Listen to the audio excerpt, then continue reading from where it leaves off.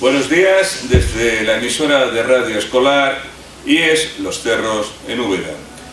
Transmitimos en los 87.5 de la FM y también pondremos nuestros podcasts en el canal digital IES Los Cerros en internet. Hoy tenemos con nosotros a Gabriel, el orientador del IES Los Cerros, Gabriel Barbero Consuegra. Buenos días, Gabriel. Buenos días, Eduardo. Encantado de estar con vosotros y de este nuevo apartado que has tenido la deferencia de brindarnos al Departamento de Orientación y concretamente a mi persona como orientador del instituto. Pues nada, aquí tenéis vuestra casa para lo que necesitéis. Vamos a poner una pequeña cortina musical y ya os dejo directamente con Gabriel para que os informe de lo que tiene preparado.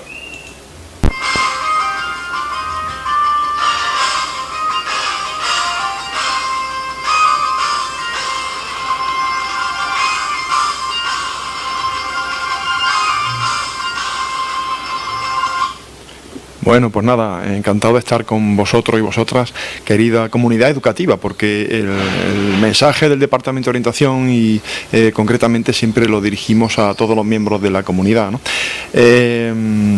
Esta primera intervención que vamos a tener desde el departamento versa sobre unos consejos que podemos darle a la familia, a los padres y madres del alumnado, pero que es interesante que lo atiendan, digamos, también el alumnado y el profesorado, ¿verdad? Son unas recomendaciones fundamentalmente para todo tipo de alumnado, pero fundamentalmente para aquellos que tienen algún tipo de problema de aprendizaje. Y nos podemos preguntar, a lo largo de nuestra escolaridad, ¿hay algún alumno que no haya tenido algún problema de aprendizaje, ¿no? Entonces, quiero decir con esto que le puede venir bien a todos, ¿no? Bueno, pues un poco lo que vamos a decir brevemente, para no cansar mucho a la audiencia, lo vamos a estructurar de la siguiente manera, ¿no?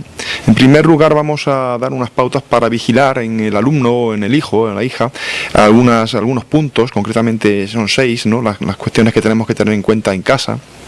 Después habremos de indagar en otras 6 reglas básicas que tenemos que tener en cuenta también. Y luego vamos a pasar a desgranar 17 puntos de atención que hacen referencia a cómo debemos interactuar, ¿no?, en casa con los niños, ¿no?, con los hijos. Cómo debemos interactuar con ellos para lograr que estén equilibrados, que sean felices y que luego tenga eso una repercusión en el rendimiento académico, ¿no?, en la escuela, ¿no?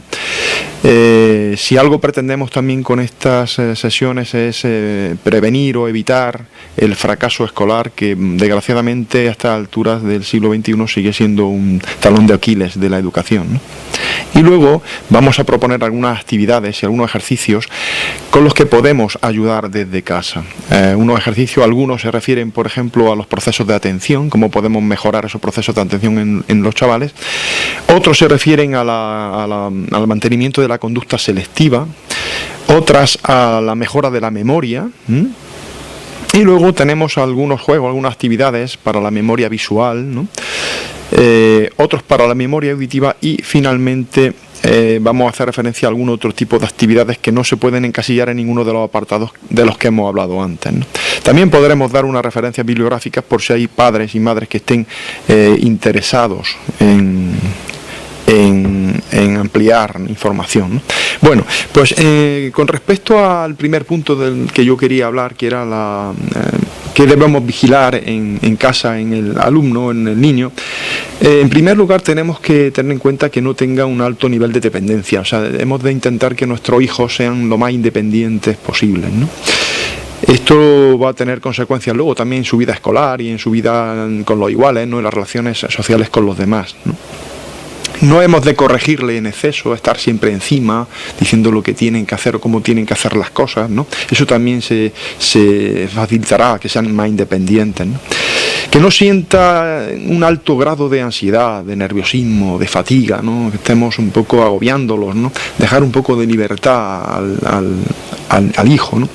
Y luego procurar que tengan una autoestima alta, ¿no? Que se quieran, que se estimen, ¿no? Ese verbo en catalán estimar, ¿no? Que también en español estimar es querer, ¿no? Quererse a sí mismo, es muy importante que se quiera.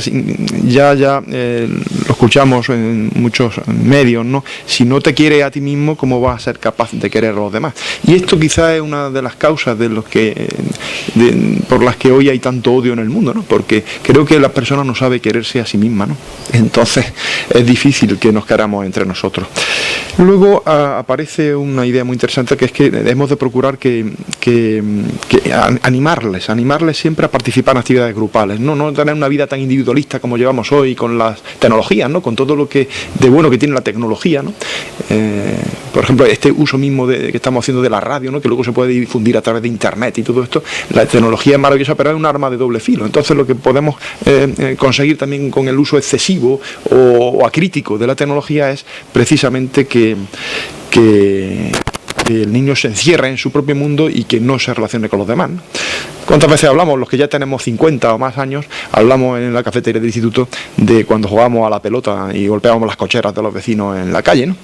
Y leíamos poco, la verdad, pero tampoco teníamos, afortunadamente, móviles, ni tablets, ni ordenadores, ¿no? Teníamos tiempo para jugar y para estar en la calle, ¿no? Aunque fuera invierno y lloviera y hiciera frío, ¿no? Y luego, pues, nunca valorar negativamente a nuestro hijo, ¿no? Esto también se puede transferir al mundo del educador, ¿no? Del profesorado, ¿no? Lo podemos aplicar también como profesores a los alumnos, no solamente como padres a hijos, ¿no? Bueno, ¿qué reglas básicas tenemos que tener en cuenta? Pues tenemos que tener en cuenta 6 reglas básicas, fundamentalmente. Primero, aceptar el ritmo personal de trabajo del niño, ¿no? Aceptar su ritmo de trabajo personal, no intentar que pise el acelerador más de la cuenta, ¿no?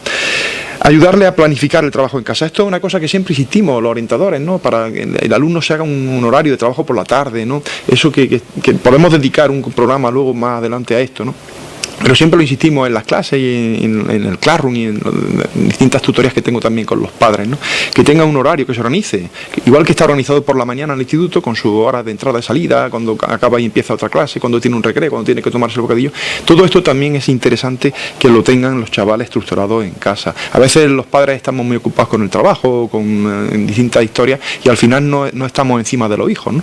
Y pasan las tardes también a veces descuidados, ¿no? Dejados de la mano de los padres, y eso hace que los chavales pues no centren su atención en lo que realmente importa, ¿no? Hemos de ayudarle, por tanto, a hacer un horario para las tardes, ¿no? En función del grado de dificultad de las asignaturas, en función de sus aptitudes, ¿no? De las dificultades que presenta el niño, ¿no?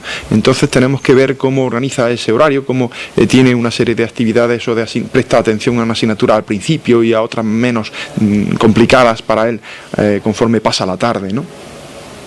Y, por supuesto, tenemos que trabajar su atención desde casa y su memoria, ¿no? Que son 2 cualidades fundamentales que intervienen en cualquier proceso de aprendizaje y que de esas cualidades depende mucho el rendimiento que luego va a tener el niño o la niña en la escuela, ¿no? Entonces, esto, como he adelantado antes, vamos a hacer alguna mención a actividades concretas que podemos proponer y que pueden ser útiles para la familia, ¿no?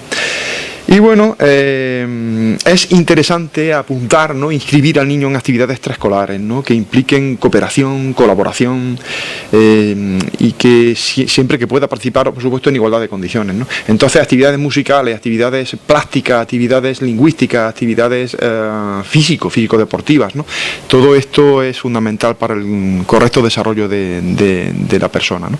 Entonces, es necesario que el niño esté en otros contextos, aparte de estar en su casa y estar en la escuela, ¿no? Es interesantísimo que participe en otras actividades, ¿no? Que se abra el abanico de actividades y que se abra al mundo, ¿no?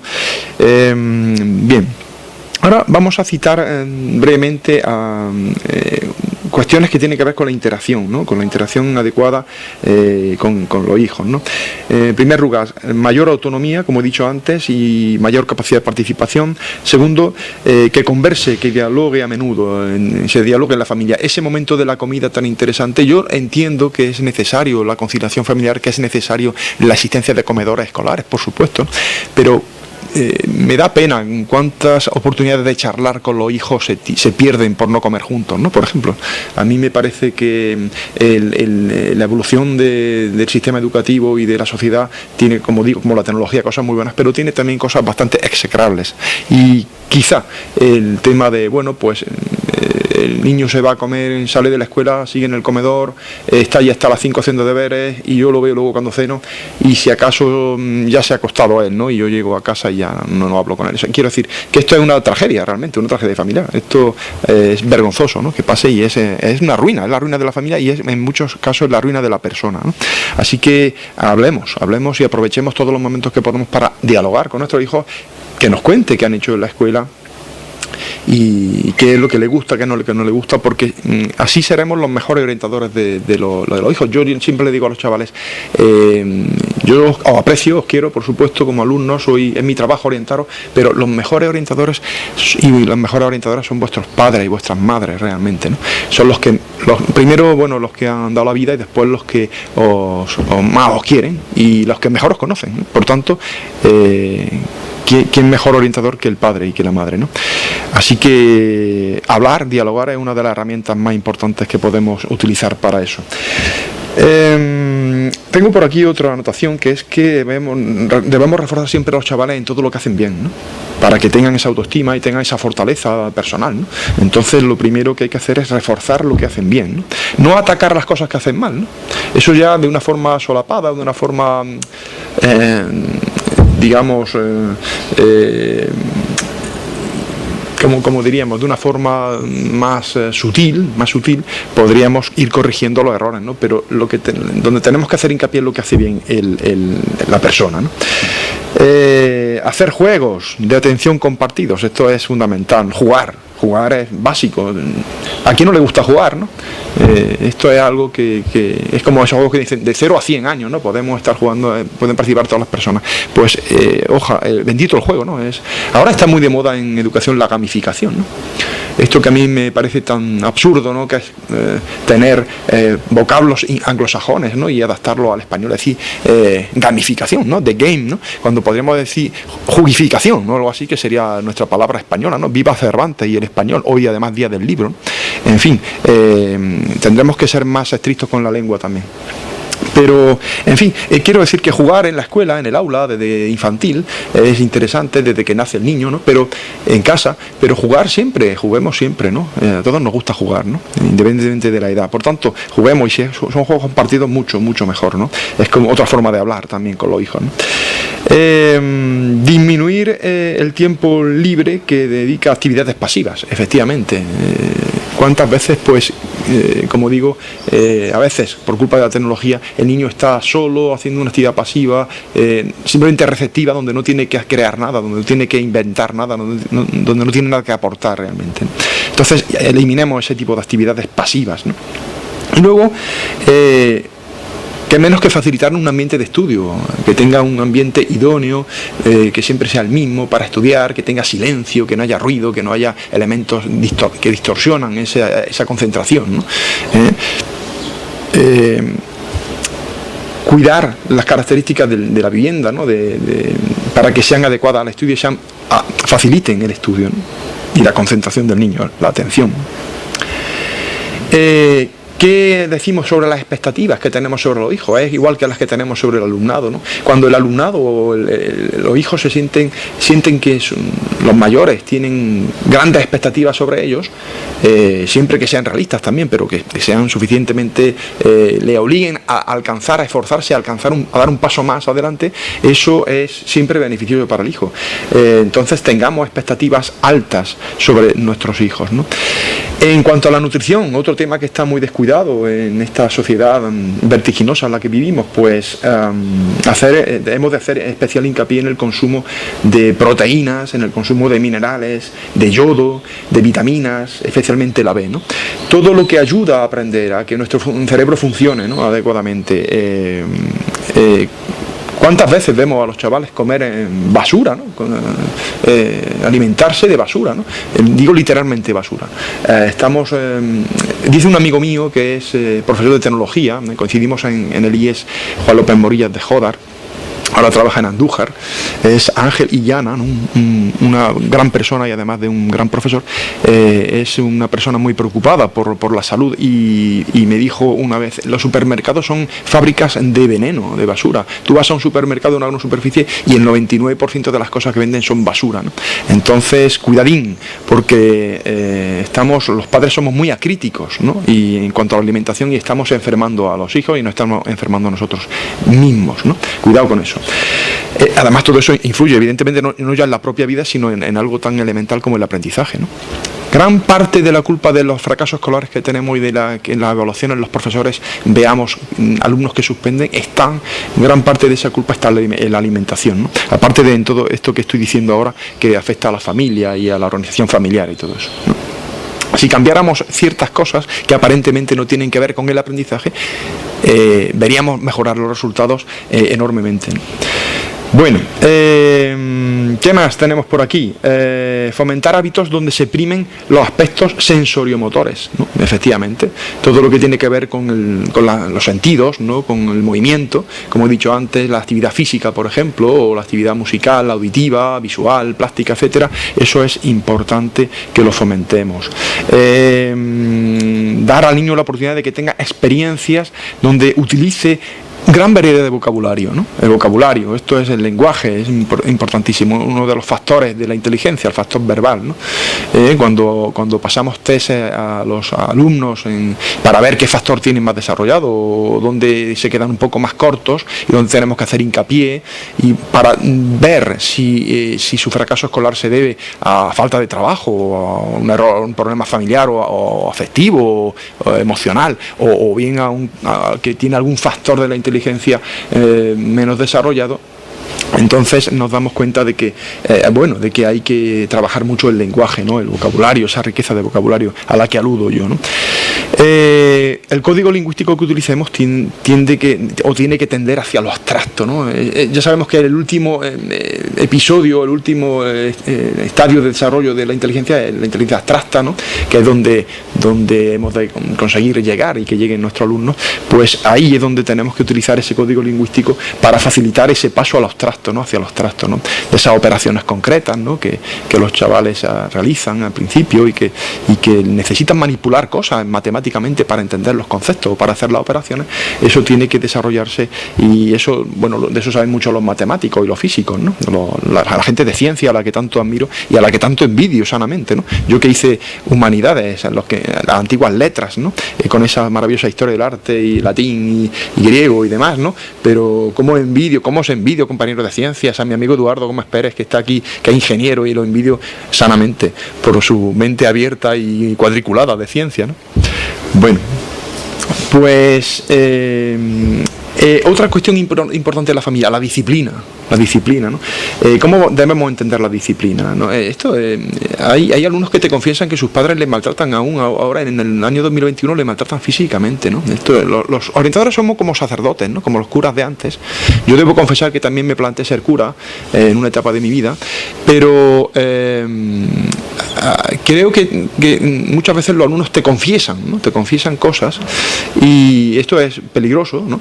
Y es un arma de doble filo también, como antes hablaba de la tecnología, pero algún alumno me ha confesado a lo largo de mis 28 años de profesión docente, ya 28, me ha confesado que sus padres le pegan, o sea, le maltratan físicamente. Esto luego, pues de ahí luego vienen procesos judiciales y demás, y denuncias y cuestiones que no vienen al caso, ¿no? Pero el estilo de disciplina que hemos de tener en casa debe ser un estilo no impositivo, ¿no? No debe ser un estilo militar, ¿no? Con todo mi respeto al ejército y a los militares, ¿no? Pero me refiero en ese sentido peyorativo de la palabra, ¿no? No debemos ser impositivos en casa, ¿no? Ni tampoco en la escuela, por supuesto, ¿no? Siempre ajeno a la tensión familiar, ¿no? Siempre, ¿no? Esto se puede aplicar a la vida social de todos los adultos, por ejemplo, ¿no? ¿Cuántas veces tenemos tensiones sociales, tensiones entre compañeros, tensiones en el lugar de trabajo, tensiones en casa, tensiones cuando vamos a comprar el pescado y se nos cuela a alguien, ¿no? Siempre la tensión está ahí y por desgracia tenemos que hacer uso de una inteligencia emocional mucho más desarrollada. Eso es un aspecto que todavía a esta altura hemos descuidado grandemente. Bueno, el niño siempre debe observar optimismo en la familia, siempre debe ver, igual que en clase, ¿no? Debe observar el alumno optimismo en el profesor, ¿no? En la actitud del docente, ¿no? Pues el niño debe observar ese optimismo en casa, ¿no? Sobre todo cuando estamos hablando de posibilidades académicas, ¿verdad? Nunca debemos fomentar que el hijo sea sumiso, que haga lo que queramos, sino que debemos darle rienda suelta a su creatividad, a su forma de pensar, a su libre elección, ¿no? Y luego debemos acercarlo a un aprendizaje activo, ¿no? Activo. Esto también entronca con lo que decíamos antes de a veces las actitudes pasivas que fomentamos en los chavales, ¿no? En ese aislamiento, en esa falta de relación, ¿no? Pues debe ser un aprendizaje activo siempre, el que motivemos en el alumno, porque lo que no solamente aprende en la escuela, ¿no? Aprende mucho más, que está muchas más horas en casa, ¿no? O sea, que aprende mucho más en casa que en la escuela. En la institución educativa por excelencia, la familia, ¿no? Eso es indudable. Y luego, como último punto de esta interacción, de la que hablo, hemos de hacer hincapié en que entre padres e hijos hemos de vivir la democracia real, ¿no? No esta democracia falsa que vivimos en el siglo XXI en España, ¿no? Esa pseudodemocracia, no, una democracia real, una democracia donde el poder esté en el pueblo, ¿no? Realmente, pues el poder debe estar repartido equitativamente entre padres e hijos y por tanto no debemos hacerlo sumiso y debemos hacer que ellos participen y decidan también y tomen decisiones, ¿no? Porque si no luego de mayores no sabrán decidir, ¿no? Serán unos adultos perdidos, ¿no? Y con poca capacidad de decisión, ¿no? Entonces, ¿cómo hacemos eso? Atendemos sus demandas, lo que nos piden, ¿no? Les prestamos atención, lo que dicen ellos es importante y deben sentir que es importante para nosotros, ¿no? Entonces, las exigencias, ¿no? Que nosotros impongamos o propongamos, mejor dicho, al niño, tienen que estar de acuerdo, tienen que ser concordantes, tienen que concordar, ser coherentes con la capacidad del niño. Por lo tanto, tenemos que conocer bien a los hijos, tenemos que conocerlos bien. Es bueno hablar con los profesores, en este caso también con el orientador o con la orientadora del centro, puesto que nos dan pistas, los tutores, las tutoras, los profesores, el equipo educativo, nos dan pistas a los padres sobre cómo es el niño en clase y si eso contrasta con lo que nosotros observamos en casa, y a partir de ahí vemos qué capacidad tiene, dónde brilla, dónde es su personalidad más oscura, digamos, y a partir de ahí podemos proponer demandas, hacer demandas al niño coherentes, ¿no? Entonces, ¿qué conseguiremos con esto? Porque sea un niño con autocontrol, que él sepa controlarse. ¿Cuántos adultos observamos que no tienen control sobre sí mismos, ¿no? Por desgracia, ¿no? Que tengan autoestima. ¿Cuántas personas flaqueamos a veces en la autoestima, ¿no? Y que sea, sobre todo, persistente en la tarea, o sea, que tenga constancia en lo que hace, ¿no? Y todo esto lo podemos conseguir y depende un poco de nuestra actitud, de la actitud de los adultos, ¿no? De la actitud de los adultos, tanto en el contexto escolar como en el contexto puramente familiar. Yo tengo muchas más cosas que decir, no sé, le voy a preguntar a Eduardo si es bueno dejar la otra parte para otro programa o seguir si depende del tiempo que tengamos. Yo por mí puedo estar hablando más tiempo, lo que me diga Eduardo. Bueno, yo estoy viendo aquí ya en la grabadora que llevamos unos 23 minutos aproximadamente, cerca de 24. Yo por ti sobre todo quiero que descanses también. Perfecto. Porque me estás dando una auténtica lección maravillosa de consejos, vamos, que yo espero que sean pues una continuidad, que esto tenga continuidad, porque lo veo muy interesante. Estás con este tipo de consejos, deduzco que estás ayudando, que es de lo que se trata. Hay mucha gente perdida. Sobre todo me ha llamado la atención el tema de la autoestima, es verdad. Yo mismo, necesitamos autoestima a diario, y yo te emplazo para que esta segunda parte, tercera, cuarta, todas las que quieras, porque lo veo interesante, te veo implicado, te veo que de aquí te observo que estás hablando con inteligencia y con el corazón en la mano, y a través de nuestra emisora vamos a llevar tu mensaje a través de internet, de correo electrónico, de todo lo que podamos, para que los padres, los alumnos y el profesorado en general tomemos nota de tus maravillosos consejos. Si te parece bien, o si tú quieres continuar o quieres decir algo más, pues tienes los micrófonos abiertos y te emplazo para el viernes que viene, el miércoles, cuando tú quieras. Muy bien. Pues muchas gracias, Eduardo, por esta iniciativa, por tener la deferencia de invitarme, de acordarte del Departamento de Orientación y de hacer esta labor radiofónica tan interesante, ¿no? Yo antes te comentaba hace unos días cuando hablamos de esto que una de mis vocaciones era precisamente el periodismo por el tema radiofónico, ¿no? Cuando yo tenía 15 años, la radio, y me sigue fascinando, soy un adicto a la radio, ¿no? Y la radio tiene una magia especial. Entonces te agradezco el detalle de acordarte de nosotros y tal, y de invitarnos, y te agradezco la labor que está haciendo en el instituto a través de la radio y a través de dar voz. Hay una revista por ahí que se llama La Voz de los Sin Voz, y una cosa que tengo que decir aquí también en tu favor es que estás dando voz a las personas con más dificultades que hay en el instituto, que son alumnos que tienen necesidades educativas especiales. Así que gracias de todo corazón, Eduardo, por esa labor. Eso hay que reconocerlo y hay que decirlo en voz alta ahora aquí. Y te lo agradezco por la parte que me puede tocar como orientador del instituto, ¿no? Así que gracias y por supuesto acojo con todo el cariño tus palabras, tus piropos, que no los merezco, y acojo tu ofrecimiento para estar semanalmente hablando de cosas que espero que sean del interés de la comunidad educativa. Muchas gracias, Eduardo. Pues a ti, y yo ya despido este podcast con el título del proyecto, que lo traigo desde que estuve en Madrid. Es un poquito largo, a ver si me sale. La radio escolar como herramienta TIC para el profesorado innovador, como es Gabriel. Gracias, Gabriel, y hasta que tú quieras. Muchas gracias. Un saludo, Gabriel. Un saludo.